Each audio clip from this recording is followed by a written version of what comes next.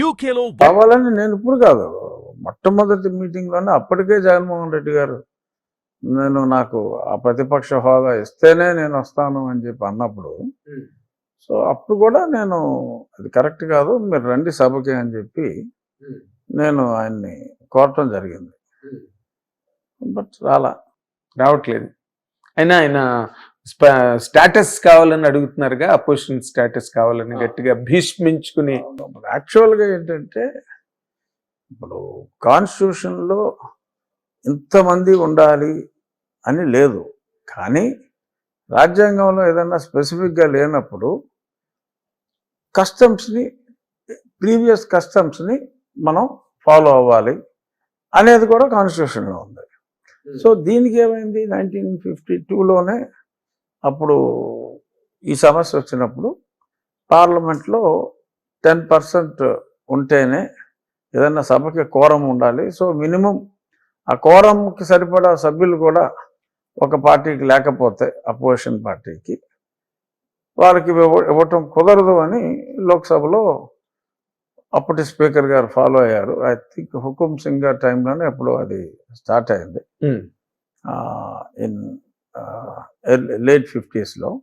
So అప్పటి నుంచి అదే కంటిన్యూ అవుతుంది. అంటే దాని ముందు ఈ సమస్య రాలా, ఇటువంటి సమస్య రాలా. వచ్చినప్పుడు that is during Hukum Singh స్పీకర్గా ఉన్నప్పుడు అప్పటి నుంచి అదే ట్రెడిషన్ ఫాలో అవుతున్నారు. మొన్న మరి రాహుల్ గాంధీ గారికి కూడా దీనికి ముందు 54కి తగ్గినాయి 10% అంటే, సో 50లో ఆగిపోయారు కాబట్టి ఇవ్వాల. అవును. సో అంచేత అదొక కస్టమరీగా ఉంది. ఇప్పుడు ఇంతెందుకు గుజరాత్లో కూడా గత 2 సంవత్సరాలుగా లీడర్ ఆఫ్ అపోజిషన్ లేరు. అలాగే ఈశాన్య రాష్ట్రాల్లో కూడా నాగాలాండ్ కానీ ఈవెన్ సిక్కిం, ఒక చిన్న రాష్ట్రం ఏదో ఉంది, ఆ 3 రాష్ట్రాల్లో కూడా లీడర్ ఆఫ్ అపోజిషన్ లేరు. సో తగుదనమ్మా అంట ఇక్కడ ఆయన గత 5 సంవత్సరాలు ముఖ్యమంత్రి చేసినప్పటికీ కూడా మరి ఎక్కడ ఆచరణలో లేనిది నా కోసమే మీరు చేయాలి అని అడగటం, మరి దాన్ని ఏ విధంగా how are you looking at it? ఆయన ఎందుకు అలా దాన్ని పట్టుకుని కూర్చోవడం పట్ల, అంటే ఈ విధంగా అసెంబ్లీని అవాయిడ్ చేయొచ్చనా? ఏమో, ఒక ఉప డిప్యూటీ స్పీకర్గా I wanted everybody to attend, of course. So ఆయన వస్తే బాగుంటుందని అనుకుంటున్నాం. ఆయన అయితే నాకు సమయం ఎవరు అనే ఒక భావనలోకి వెళ్ళిపోయారు. తప్పకుండా వచ్చి చూస్తే కదా సమయం ఇస్తారో లేదో తెలిసేది. ఖచ్చితంగా మా గౌరవ శాసనసభాపతి గారు అయ్యన్న పాత్రుడు గారు అయినా, అప్పుడు చైర్లో నేనున్నా, తప్పకుండా ఆయనకి సమయం ఇస్తాం, అందులో ఎటువంటి అనుమానం లేదు. ఆయన వస్తే, రానప్పుడు సమయం ఇవ్వలేం. రానప్పుడు సమయం ఇస్తారు. ఆయన కోరుకుంటున్న సమయాన్ని ఆయన ఇంట్లోనే ఏదో ప్రెస్ మీట్ పెట్టి చేసుకుంటున్నారు.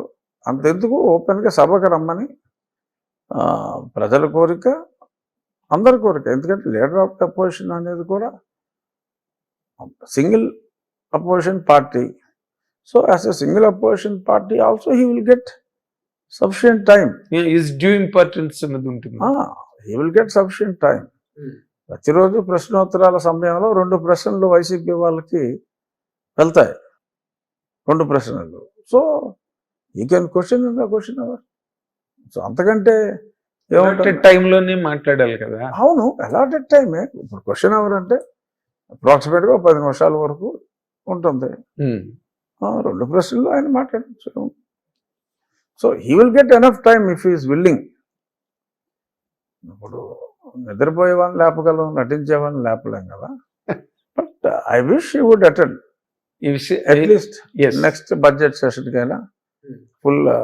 ఫుల్ ఇయర్ బడ్జెట్ ప్రవేశపెడతారు కదా నెక్స్ట్ మార్చిలో. సో అప్పుడైనా సరే ఆయన వస్తారని ఆశిస్తున్నారు. మీరు వస్తారని నమ్మకం లేదు, ఎందుకంటే బికాజ్ స్టేటస్ అన్నది వాళ్ళకి అపోజిషన్ స్టేటస్ ఇవ్వందే ఆయన రానన్నది ఆయన పత్రికా ముఖంగా కానీ లేకపోతే సన్నిహితులతో కానీ గట్టిగా చెప్తున్న మాటే. అందరికీ కోర్టులో కూడా వేశారు. బట్ చూద్దాం, టు మై నాలెడ్జ్. అంటే కోర్టు ప్రెసిడెంట్స్ ని దాటి జడ్జిమెంట్ ఇవ్వడానికి అవకాశం ఉందండి. డెఫినెట్గా లేదు, అది స్పీకర్ పరిధిలోని అంశం. Um, that is honourable speaker has got the discretion to decide, but honourable speaker also would adhere to the previous president customs. So there is no incident unfortunately. ఇండియాలోనే లేదు, లేదు. Perhaps in the world.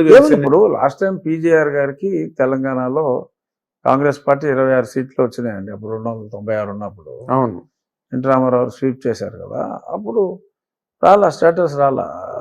ఈయనకి 26 వచ్చినాయి, 29 ఉండాలి, అప్పుడు 29 30 ఉండాలి. So రాలేదు, but he single handedly handled it. He was there in the assembly every day and uses to get time. So ఇటువంటి డిసిడెంట్స్ తీసుకుని ఉండాల్సింది, బట్ ఆయనకి ఇంట్రెస్ట్ లేదు, సో మనం ఎవరేం చేయలేం. అంటే అసలు నార్మల్ గానే ఇంట్రెస్ట్ లేని ఒక సిచ్యువేషన్ లో మీరు వచ్చి తీరా డిప్యూటీ స్పీకర్ గా అక్కడ కూర్చోవడం అన్నది ఆయనకి అంత పెద్ద రుచించలేదేమోనని ఒక టాక్. ఏమో మరి, నేను నా అంతటి నేనే స్వయంగా ఆయనతో మాట్లాడా, దెబ్బతిన్నప్పటికీ కూడా ఆయనతో స్వయంగా మాట్లాడాను. ఇప్పుడు నేను ఆ స్థానంలో డిప్యూటీ స్పీకర్ స్థానంలో ఉన్నాను కాబట్టి ఎమ్మెల్యేలు అందరినీ కూడా గౌరవించవలసిన బాధ్యత నా మీద ఉంది. ఆయన ఏ పార్టీకి సంబంధించిన వ్యక్తిగతం నా కేసులు అవి ప్యారలల్గా నడుస్తూ ఉంటాయి, బట్ ఒక శాసనసభ్యుడిగా తప్పకుండా జగన్మోహన్ రెడ్డి గారికి గౌరవం ఇవ్వటం జరుగుతుంది తప్ప ఆయన్ని వేరే కించపరిచే విధానమే ఉండదు. మా స్పీకర్ గారైనా నేనైనా ఆయనకి ఒక శాసనసభ్యుడిగా, ఒక పార్టీకి నాయకుడిగా డెఫినెట్గా he will get his due, no doubt. కాకపోతే ఇప్పుడు మీ కేసు ఒకటి రన్ అవుతుంది కదా, అది అసలు ఎంతవరకు వచ్చినట్టు, ఎక్కడ ఆగినట్టు, అసలు ఎక్కడ ఆద్యంతాలు ఏమి తెలియట్లేదు. దీని మీద నాకు కొన్ని పరిమితులు ఉన్నప్పటికీ ఏది మాట్లాడాలి ఏది మాట్లాడకూడదని దీని గురించి అయితే ఇబ్బంది లేదు. నేను ఆ కేసు విషయం అయితే వచ్చింది, ఈరోజు పేపర్లో చూసిన దాని ప్రకారం ఇప్పటికీ 4 కానిస్టేబుల్స్, హెడ్ కానిస్టేబుల్స్ లెవెల్లో వాంగ్మూలాలు 164 స్టేట్మెంట్స్ తీసుకున్నారట. ఇంకా స్లోగా it appears they are very serious, no doubt. తర్వాత విజయపాల్ గారు బెయిల్ అడిగాడు, అది రేపు item number 6 in supreme court. తనైతే ఏం గుర్తులేమని చెప్తున్నారట. గుర్తు లేకపోవడం ఏంటండి, అంత సీరియస్ ప్రొసీడింగ్స్. మరి ఫన్నీ పార్ట్ కదా అది. Sudden memory loss. పవిత్ర బంధం సినిమాలో నాగేశ్వరరావుకి అలా కొన్ని సినిమాల్లో చూస్తాం కదా, గతం మర్చిపోయారు. అది ఈజ్ ఇట్ మెడికల్లీ అలౌడ్ అండి? లేదు, హీ హాస్ టు కోఆపరేట్. అంటే is there any chance that medical department doctors can interfere in to this constitutional గా? ఏమని నాకు ఐఎమ్ నాట్ బట్ ఒక కాన్స్టిట్యూషనల్ పోస్ట్ లో ఉన్నప్పుడు if summon has become insane or lost his memory, they are not eligible to continue in that post. But ఇతను ఒక retired person కదా, recent గా రిటైర్ అయ్యాడు. అవునండి, but it's a smart guy. So చాలా విచిత్రం రెండు కూడా. ఆయనేమో అన్ని చాలా అంటే what you call very strange గా ఉన్నాయి కొన్ని ప్రొసీడింగ్స్. అయితే ఆయనేమో గుర్తులేదని చెప్పడం, ఈయనేమో స్టాటస్కి తగ్గ సంఖ్య లేకపోయినప్పటికీ స్టాటస్ అడగడం, ఏదో something very strange and weird is going and there. Weird. అయితే ఇప్పుడు మీరు బేసిక్గా మీరు అంటే just I'm touching your personal friend sir. ఇప్పుడు నార్మల్గా మీరు యథేచ్ఛగా విశృంఖలంగా మాట్లాడే వ్యక్తి, ఏ విషయం మీదైనా ఎలాగైనా. అలాగని you have never hurt anybody. But Chandrababu Naidu గారు చెప్పినట్టుగా కుండ బద్దలు కొట్టినట్టు మాట్లాడడం అనేది మీకు అలవాటు. బట్ ఇప్పుడు మీరు మొన్న అసెంబ్లీలో కూడా దాని మీద చిన్న ఆహ్లాదకరమైన సంభాషణ జరిగింది. మీరు మాటలకు కట్టుబడుతున్నారని, మాటలకు నేను ఇంకా కట్టుబడతానని మీరు చెప్పడం, ఇదంతా కూడా ఒక బాన్హమీ సిచ్యువేషన్ అక్కడ అసెంబ్లీలో క్రియేట్ అయింది. మీరు నిజంగానే అలాగ మాటలు కంట్రోల్ చేసుకుని అలా ఉండగలరా సార్ నిజంగా మీరు? తప్పకుండా ఉండగలను. నేను ఇంతకుముందు కూడా కంట్రోల్ తప్పి ఎప్పుడు మాట్లాడను. నో కంట్రోల్ తప్పి ఎప్పుడు మాట్లాడలేదు మీరు. ఎప్పుడు you have been with in your control and permissibility. భాష విషయంలో కూడా ఎప్పుడు కంట్రోల్లోనే ఉన్నాను. ఇప్పుడు మీరేంటి తాజాగా తీసుకుంటున్న జాగ్రత్తలు being a deputy speaker of the house? ఇంకొంచెం ఇదివరకే ఎప్పుడు భాష విషయంలో కానీ ఎక్కడ మీరు పుల్లు పోలేదు. పోలేదు. బట్ ఇప్పుడు ఇంకొంచెం అంటే అసెంబ్లీలో చైర్లో ఉన్నప్పుడు ఇంకాస్త అంటే మరి వాడుక భాష పూర్తి వాడుక భాష కాకుండా వాడుక భాషలో కొన్ని పదాలు కొలిక్వల్ టర్మ్స్ వచ్చేస్తాయి, కొంచెం ఇబ్బంది పెట్టవచ్చు. సో అక్కడ ఆ సభా గౌరవాన్ని కాపాడాలి. ఎవరైనా అలాంటి పదాలు మాట్లాడినప్పుడు కూడా ఆ పదాలని తొలగించవలసి రావచ్చు రికార్డ్స్ నుంచి. ఎందుకంటే నేను పార్లమెంట్లో ఉన్నాను కాబట్టి ఒక 5 సంవత్సరాలు ఒక్కరోజు తప్పితే నేను పార్లమెంట్ ఏ రోజు మానలా. Everyday I use to be there almost. అవును, ఏదన్నా లంచ్కి వెళ్ళినప్పుడు ఎప్పుడైనా ఒక 5 నిమిషాలు 10 నిమిషాలు లేట్ అవడం తప్ప అసలు నేను మార్నింగ్ టిల్ క్లోజర్ ఎప్పుడు కూడా అత్యధిక సమయం పార్లమెంట్లో ఉన్నది బహుశా నేను అయి ఉంటుందేమో. అది ఎవడో మెజర్ చేయలేదనుకోండి. అవును. సో అలాగా ఆ రూల్స్ కమిటీలో కూడా సభ్యుడిగా ఉన్నాను నేను పార్లమెంట్లో. స్పీకర్ గారి చైర్మన్, నేను సభ్యుడిగా కూడా ఉన్నా. సో అంచేత కొంచెం కొద్దిమందికి మొదటి సెషన్లో కాస్త ఇబ్బంది పడినట్టుగా అనిపించింది నాకు. ఎందుకంటే ప్రశ్నోత్తరాల సమయానికి 0 అవర్కి పెద్దగా డిఫరెన్స్ లేకపోవటం, ఎవరికి వాళ్ళు తోచిందంతా చెప్పేయటం, 25 నిమిషాల నుంచి 35 నిమిషాలు ఒకే ప్రశ్నకి సమయం తీసుకోవటం. అంటే ప్రశ్నగా కాకుండా ఒక ఉపన్యాస ధోరణిలో వద్దు, సూటిగా ఉండాలి, సూటిగా ఆ ప్రశ్న ఉండాలి. మంత్రి గారి సమాధానం కూడా సూటిగా ఉండాలి. ఆ గంటకి క్వశ్చన్ అవర్ అంటే ఒక గంటే.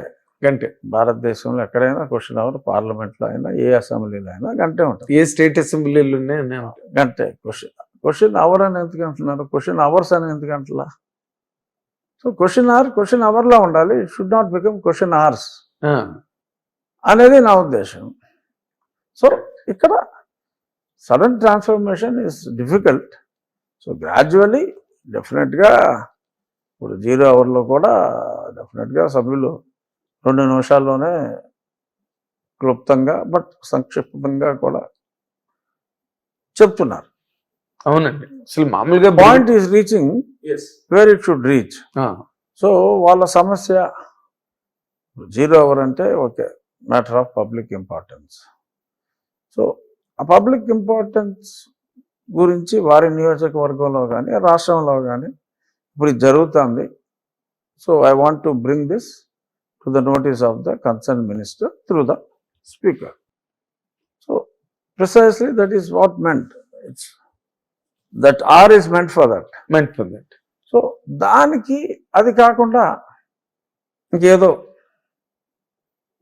డిఫరెంట్ డైరెక్షన్లో వెళ్ళినప్పుడు ఆ పాయింట్కి వస్తే బాగుంటుంది. ఈ 0 అవర్ ఉద్దేశం అది అని చెప్పి చెప్తున్నా 1-2 సార్లు. బట్ ఇమీడియట్గా 8 రోజుల్లో నేను సభా నిర్వహణలో ప్రతిరోజు కొన్ని గంటల పాటు ఉన్నా. అవును. సో ఉన్నప్పుడు I tried my best to convince. So ఉద్దేశం ఇది, చట్టం అసెంబ్లీ ప్రొసీడింగ్స్లో రూల్స్లో ఉద్దేశం ఇది. ఆ ఉద్దేశానికి అనుగుణంగా ఉందామని చెప్పి నేను మీరు రెగ్యులేట్ చేయడానికి ట్రై చేస్తాను. రెగ్యులేట్ కాదు, to communicate. I'm trying to communicate the intent of the content intent ని కమ్యూనికేట్ చేయడానికి ట్రై చేస్తాను. అవును, చాలా వరకు సఫలీకృతులు అయ్యాం.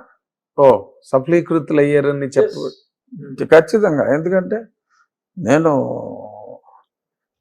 ఒక 3 days బ్యాక్ 50 నిమిషాల సమయంలో ఆల్మోస్ట్ 26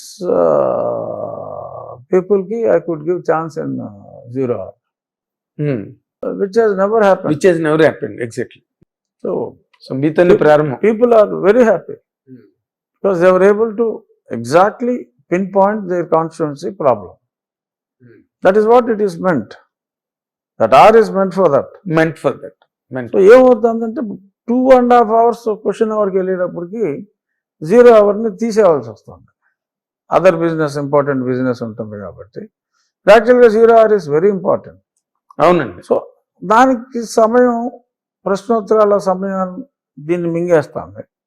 సో అంచేత ప్రశ్నోత్తరాల సమయం ప్రశ్నలకు వాడుకుంటూ 0 hour 0 hour 0 hourగా వాడాలనే ఉద్దేశంని మా శాసనసభ్యులకి ఎక్స్ప్లెయిన్ చేస్తూ పీపుల్ ఆర్, మా సభ్యులందరూ కొంతమంది చాలా అసౌకర్యాన్ని మనం చూసాం. అంటే అసౌకర్యం కొంచెం ఉన్నా కూడా సోషల్ మీడియాలో ఎగ్జాగరేట్ చేసేస్తారు. ఇప్పుడు నేను మృదువుగా చెప్పిన ఎమ్మెల్యేలపై కోప్పడ్డ డిప్యూటీ స్పీకర్ అంటున్నారు. అవతల వాళ్ళు కొంచెం అసౌకర్యం ఫీల్ అయితే డిప్యూటీ స్పీకర్పై అసహనం ప్రదర్శించిన ఎమ్మెల్యేలని సాక్షిలో వస్తుంది. సో అలా తప్పదు. ఎందుకంటే స్పీకర్ గారి ఇంటెన్షన్ అయినా నా ఇంటెన్షన్ అయినా ఇట్స్ వెరీ క్లియర్. ప్రతి వారికి అవకాశం రావాలి. ఎప్పుడు మాట్లాడే వాళ్ళే కాదు, ప్రతి శాసనసభ్యుడికి అవకాశం ఇవ్వాలి, మ్యాక్సిమం పీపుల్కి అవకాశం రావాలి అనేదే మా బెస్ట్ ఇంటెన్షన్. గౌరవనీయులైన సభాపతి గారి ఇంటెన్షన్ అయినా నా ఇంటెన్షన్ అయినా. అంటే you are concerned about the whole house కదా. Whole house, yes. I wanted not about a single I party. wanted the opportunity to be given to each and every. So almost 11 మంది రాలేదు. మిగిలిన 164లో we could cover though limited number of days.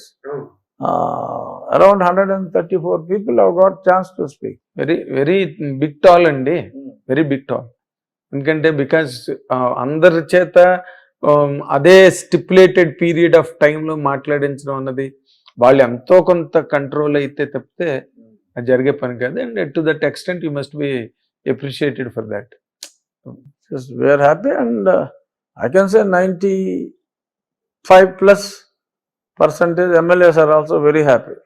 తర్వాత ఇప్పుడు నార్మల్గా మీరు ప్రభుత్వం ఏర్పడిన తర్వాత మిమ్మల్ని అనేక రకాలైన కీలక పదవుల్లో మీ అభిమానులనండి, లేకపోతే జనరల్ మీడియానండి, ఈ రాజకీయ పరిణితి ఉన్న వాళ్ళు కానివ్వండి, ఎవరైనా అనుకున్నారు చాలా. ఇప్పుడు in a gradual process you landed up being a deputy speaker of the house. మీరు are really happy with this అండి? Yeah, definitely. Okay. Certainly I am very happy. అందుకంటే మీకు ఢిల్లీకి ఇక్కడ నుంచి స్టేట్ రిప్రజెంటేటివ్గా ఢిల్లీ అని అనుకున్నారు. అది ఎస్, నేను ఎక్స్పెక్ట్ చేసిన మాట వాస్తవం, అందులో డౌట్ ఏమీ లేదు. బట్ ఎందుకంటే నేను అది నాకు ఢిల్లీతో సన్నిహిత సంబంధాలు అంటే 5 సంవత్సరాలు నేను ఎంపీగా ఉండడం, అంటే ఎంపీగా అక్కడ బంధించబడ్డా నేను. సో మెయిన్ కోర్స్ అక్కడ ఉంది. సో ఎంపీగా అక్కడ నేను బహిరంగ కారాగార వాసంలాగా అయింది. ఆల్మోస్ట్ ఆంధ్రాకి రాకుండా అయిపోయింది కాబట్టి అక్కడే ఉన్నాను కాబట్టి. సో అక్కడ నేను చాలామంది మంత్రులు, ఎంపీలతో వాళ్ళతో షెటిల్ ఆడుకుంటాం. సో అక్కడ పరిచయాలు బాగున్నాయి. సో రాష్ట్రానికి నాకు ఎంతోమంది మంత్రులు నాకు వ్యక్తిగతంగా పేరుతో పిలుచుకునే పరిచయం ఉంది కాబట్టి ఆ పరిచయాలు రాష్ట్రానికి కూడా ఉపయోగపడతాయి, నాకు కూడా కంఫర్ట్ ఉంటుంది అక్కడ అనే ఉద్దేశంలో నేను ఆశించిన మాట నిజం. కాకపోతే why did it not happen అండి? అంటే లేదు, అంటే అంతకంటే మంచిది ఇచ్చినప్పుడు నేను సంతోషించాలి కదా. ఓకే. ఇక్కడ రాదు అనుకున్నప్పుడు I thought that is the best choice. But ఇక్కడ అంతకంటే మంచిది ఇచ్చినప్పుడు ఇది ఇట్స్ ఏ కాన్స్టిట్యూషనల్ పోస్ట్ ఇది. అవును. సో అది కాన్స్టిట్యూషనల్ పోస్ట్ కాదు, అదే రిప్రజెంటేటివ్ అనేది. ఓకే, క్యాబినెట్ ర్యాంక్ ఈ మధ్యన ఇచ్చారు కాబట్టి ఏదో అడాక్ కైండ్ అది, అడాక్ కైండ్. సో ఇటువంటివి ఏమీ నాకు రావు అనుకున్నప్పుడు నేను ఆశించింది అది. సో దానికంటే మంచిది నాకు చంద్రబాబు నాయుడు గారు ఇచ్చినప్పుడు ఐఎమ్ హ్యాపీ. సో అంచేత ఇక్కడ నాకు ఏది రాదు అనుకున్నప్పుడు అదైనా నాకు హ్యాపీగా ఉంటుంది. ఆ పదవి పరిధి చిన్నదైనా కూడా I can XL in that limited area అనే ఉద్దేశంలో, ఏదో అర్ధరాజ్యం కాకపోతే 5 ఊర్లు అన్నట్టు అది కోరుకున్నాం. సో ఇక్కడ ఇది మీరు కోరుకున్నది కాదుగా, ఆయన అంతటా ఆయన మీకు ప్రదానం చేసింది అంతేగా. అసలు ఇప్పుడు అసలు డిస్కషన్ కూడా లేదు. ఆయన సీఎం గారు నిన్ను ఈ పదవికి ఎంపిక చేసామంటే ధన్యవాదాలు సార్ అని చెప్పి నేను నమస్కారం పెట్టాను. అదే మిమ్మల్ని ప్రత్యేకంగానే చంద్రబాబు నాయుడు గారు మిమ్మల్ని గుర్తించారన్నది మాత్రం వాస్తవం. అంటే ఈ డెవలప్మెంట్ ద్వారా డౌటే లేదు. చంద్రబాబు నాయుడు గారు, నాకు ఆయన అంటే చాలా గౌరవం, చంద్రబాబు నాయుడు గారికి నేనంటే చాలా ఇష్టం, అందులో ఎటువంటి సందేహం లేదు. సో పైగా మీరు క్రైసిస్ లో ఉన్నప్పుడు ఆయనే కదా ఫోన్ చేసి కూడా రెగ్యులర్గా చాలా రెగ్యులర్ టచ్లో ఉండేవాళ్ళం. నేను ఇప్పుడు ఏదో సినిమా, ఈవి సత్యనారాయణ సినిమా, అది ఒక కామెడియన్ను ఏదో 1000 రూపాయలు ఇస్తే నాకు 500 కావాలంటాడు. సో నేను అలాంటి వాడిని కాదు కనుక ఎక్స్పెక్ట్ చేసిన దానికన్నా బెటర్ తెచ్చినప్పుడు నాకు 500 కావాలని అడగకుండా నేను 1000 రూపాయలు ఇచ్చిన 1000 తీసుకున్నా సంతోషంగా. బాగా చెప్పారు. అంటే మాస్ జనాలకు కూడా బాగా అర్థమయ్యే రేంజ్ లో చెప్పారు మీరు దాన్ని.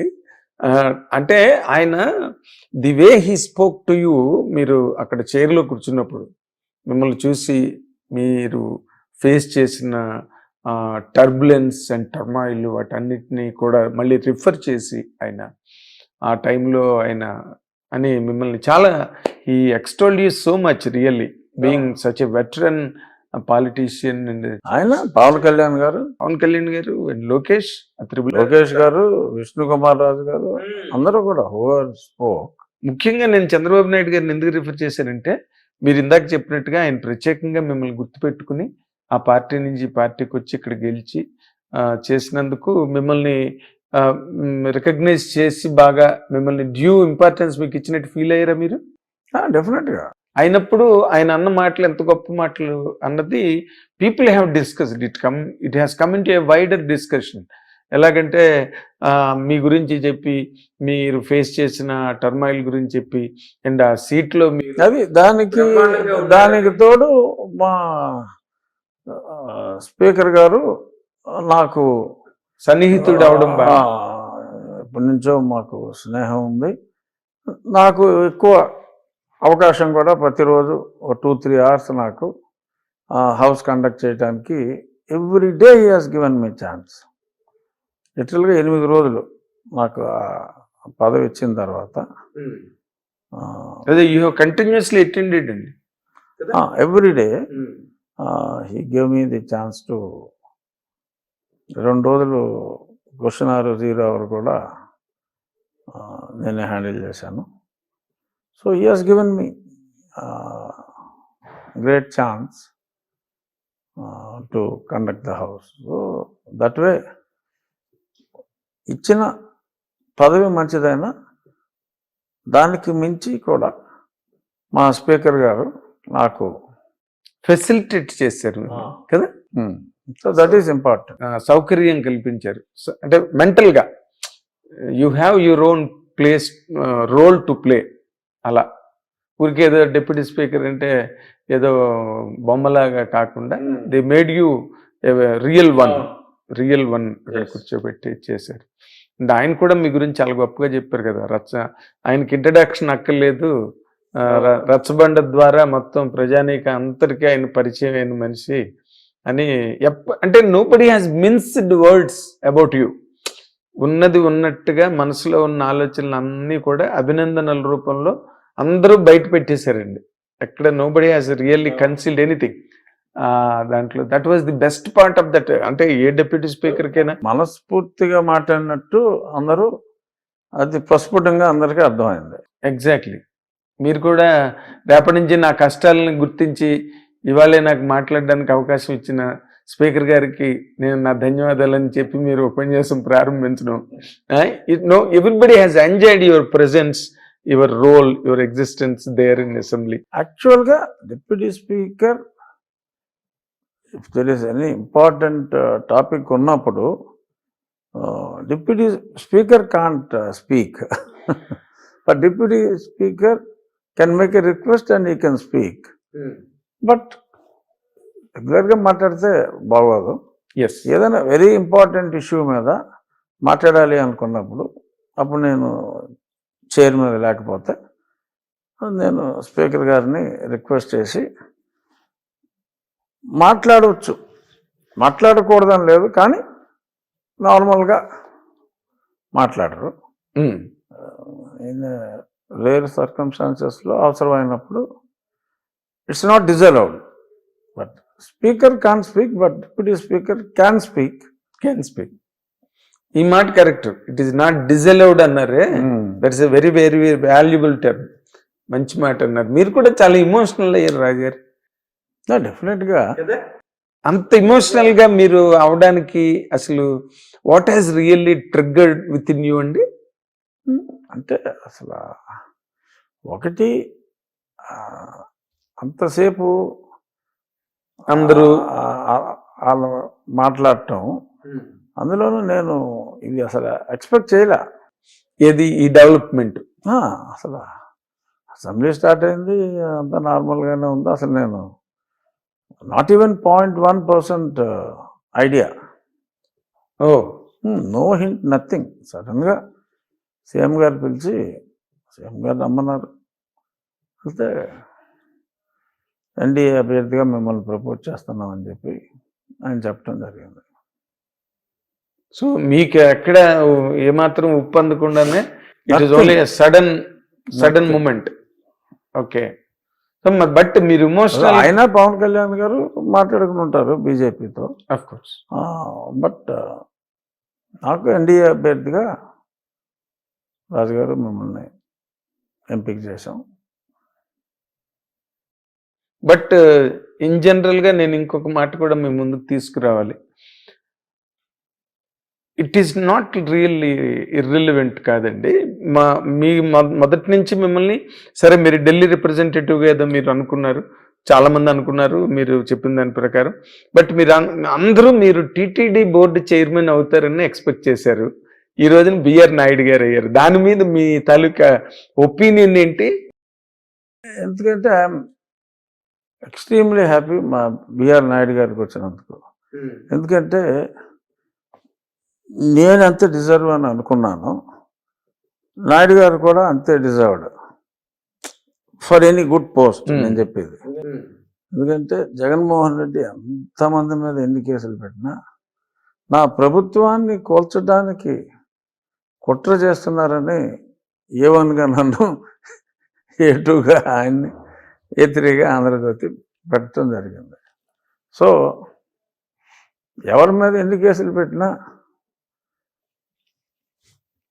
ప్రజల్లో నాకు యాంటీ తీసుకొచ్చి నా ప్రభుత్వాన్ని కూల్చివేయడానికి ప్రయత్నిస్తున్నారు అని కేసు పెట్టింది నా మీద, నాయుడు గారి మీద, రాధాకృష్ణ గారి మీద. సో అంచేత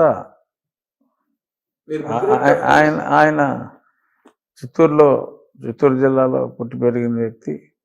సో ఆ కొండ కిందే ఉన్న వ్యక్తిగా, మరి ఆ స్వామి భక్తుడిగా ఆయనకి వచ్చినందుకు ఐ ఫెల్ట్ ఎక్స్ట్రీమ్లీ హ్యాపీ.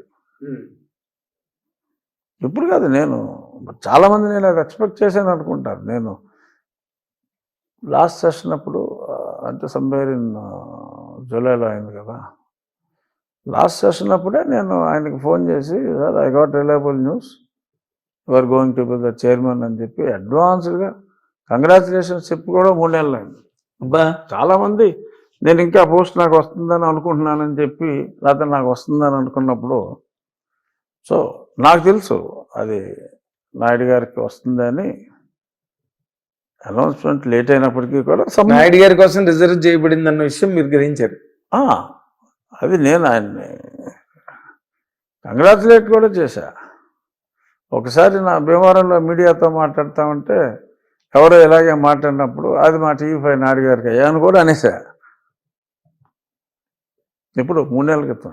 ఆయన షాక్ అవ్వలేదని నాయుడు గారు మీరు చెప్పగానే, ఎందుకంటే ఆయన చాలా కోరుకున్నది కదా, చంద్రబాబు నాయుడు గారిని అడిగానని ఆయనే చెప్తున్నారు.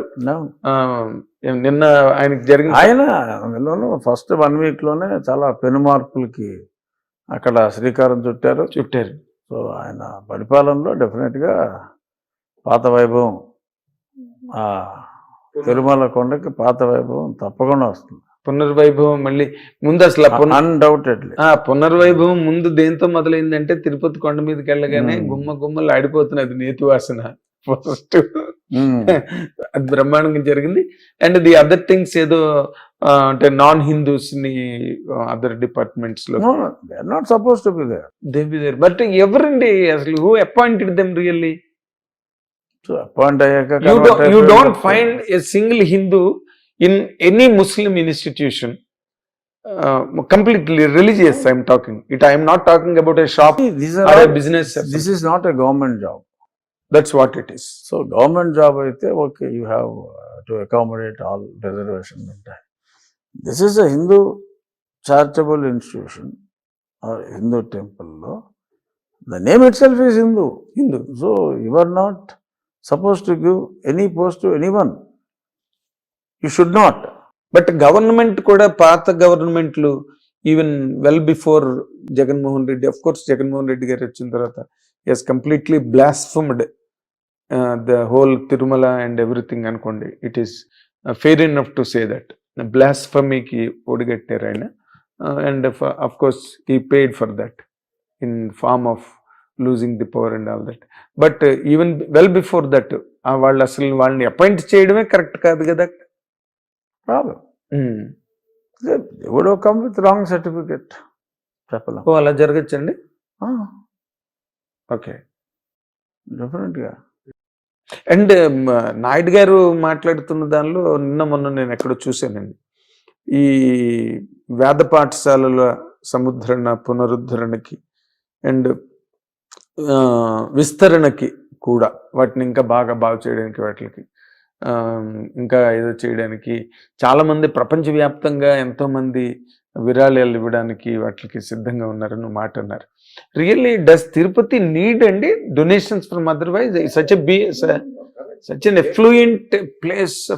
కరెక్ట్. బట్ డొనేషన్లు వచ్చినప్పుడు హిందూ ధర్మ పరిరక్షణ కోసం, ఈ దేవాలయాల కోసం, రాష్ట్రంలో ఉన్న దేవాలయాల టెంపుల్స్ కూడా జీర్ణం అయిపోతూ ఉంటాయి. Again they have to be rebuilt. So అన్నిటికీ కూడా డబ్బు అవసరం కాబట్టి ఒక భక్తిభావం ప్రజల్లో ఉండాలి అంటే మన శిథిలం అయిపోయిన దేవాలయాలని పరిరక్షించుకోవాల్సిన అవసరం ఉంది. ఇప్పుడు ఎన్ని చర్చిలు వస్తున్నాయి మీకు? అయ్యో, there is no village without 3-4 churches. అవును, in the last 5 years 1-2 గుళ్ళే ఉన్న ఊర్లు ఉన్నాయి, కానీ 5-6 చర్చిలు లేని ఊర్లు కనపడతల్లా. పర్టికులర్ గా దిస్ గవర్నమెంట్, మీ గవర్నమెంట్ దాని మీద ఏదైనా ఒక చూడాలి. ఇవన్నీ సోషల్. ఇప్పుడు నాకు ఒక ప్రాక్టికల్ ప్రాబ్లం. మా ఊర్లో ఒక పాపులర్ వెంకటేశ్వర స్వామి దేవాలయం, కాళ్ళకూరు వెంకటేశ్వర స్వామి దేవాలయం అనేది చాలా ఫేమస్. 450-year-old టెంపుల్, స్వయంభూ అంటారు. మరి అక్కడ ఇప్పుడు కమిటీ క్లియర్ అయింది అసెంబ్లీలో. సో చూడండి, ఇప్పుడు ఎస్సీలకు కూడా ఉండాలి. సో హిందూ ధర్మాన్ని పాటించే రెగ్యులర్గా టెంపుల్కి వెళ్ళే ఎస్సీని చూడండి.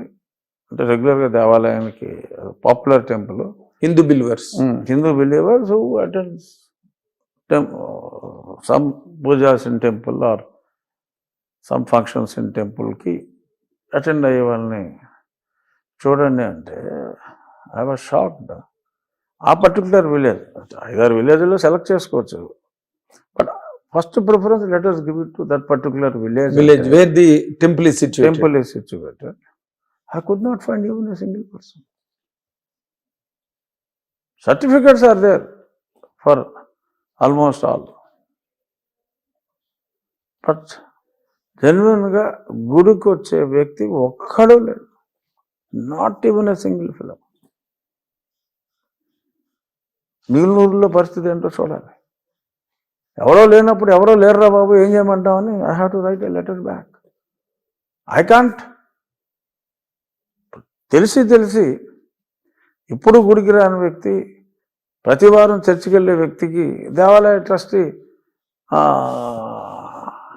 ఇమ్మంటే మరి అసలు ఎక్కడ దొరకపోతే I have to keep it vacant. ఒక పక్క నాయుడు గారు లాంటి పెద్దవాళ్ళు టెంపుల్లో, హిందూ టెంపుల్లో అన్యమతస్థులు ఉండకూడదు అంటున్నారు. సో అన్యమతస్థుడు అయ్యుండి నాది ఈ మతమే అని అంటే ప్రజలకు తెలుస్తుంది కదా. ఇప్పుడు స్టేట్ లెవెల్లో వేరు, ఆ గ్రామం లెవెల్లో if you appoint someone who's a regular who visits regularly the church, if you make him as the trustee here, people would know in that village. అవును, బయట అంటే ఏ ఊర్లో ఎవరికి తెలియదు, బట్ ఆ ఊర్లో తెలుస్తుంది, ఆ ఊర్లో తెలుస్తుంది.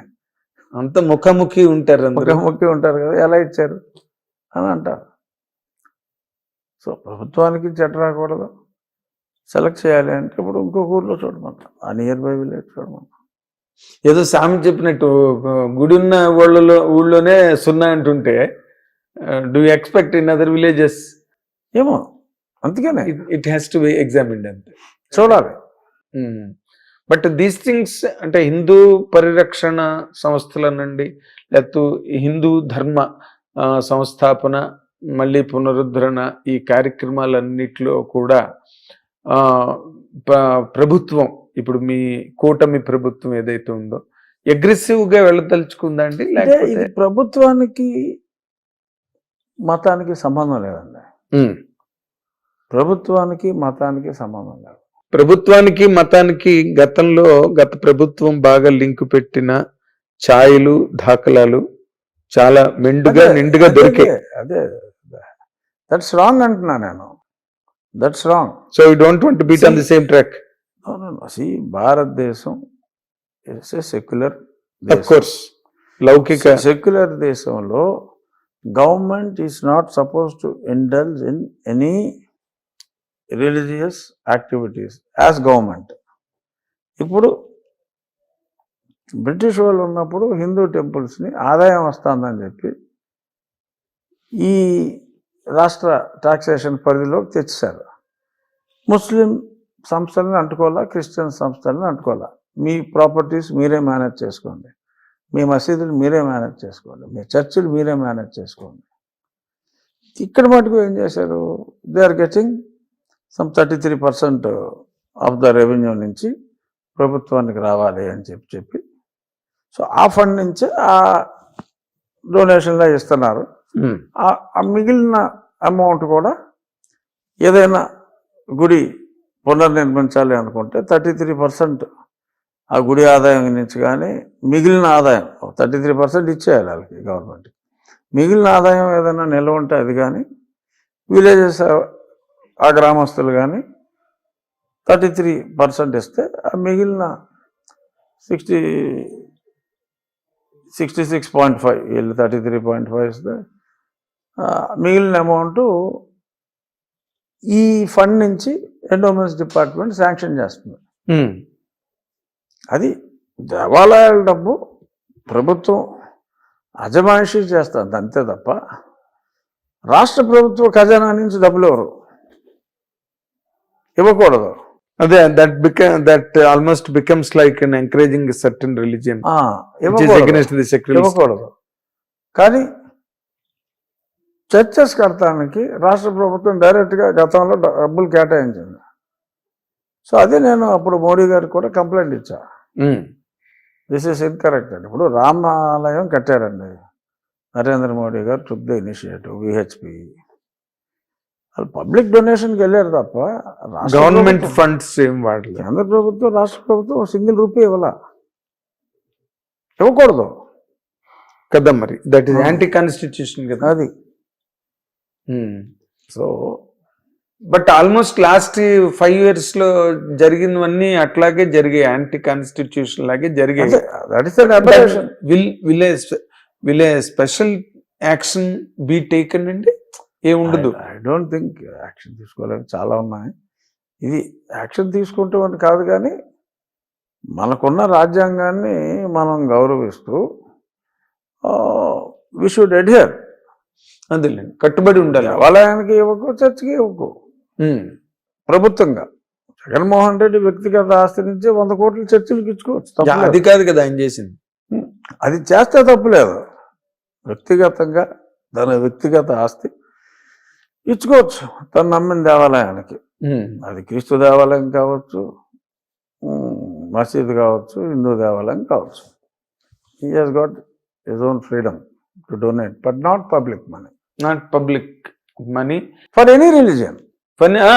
ఇప్పుడు క్రిస్టియానిటీ అని కాదు, ఇస్లాం అని కాదు, హిందూయిజం అని కాదు, జొరాస్ట్రియం అని అసలు దేనికి వెళ్ళకూడదని కదా. బట్ పవన్ ఇంకోటి మీరు దాన్ని మధ్య రోజుల్లో ఎక్కడే అడ్రస్ చేయలేదు మీరు. పవన్ కళ్యాణ్ గారు చేసిన సనాతన ధర్మం అనే కంటెంట్ డ్రైవ్ ఏదైతే ఉందో, ఆయన స్పెషల్ అటైర్లో కానీ దీక్షలో కానీ వాటన్నిటినీ కూడా ఈ ప్రముఖ నటుడు ప్రకాష్ రాజ్ అన్న ఆయన వాటిని చాలా తీవ్ర స్థాయిలో దుయ్యబడుతూ, చాలా తీవ్ర స్థాయిలో దాన్ని ప్రతిఘటిస్తూ ట్వీట్లు గట్ట చేయడం జరుగుతుంది. మీరు ఏమైనా అబ్జర్వ్ చేశారా అవి? పవన్ కళ్యాణ్ గారు ఆయన వ్యక్తిగతంగా he has got his Liberty to express. He being a Hindu, right of communication. ఆయన సనాతన ధర్మాన్ని ఆయన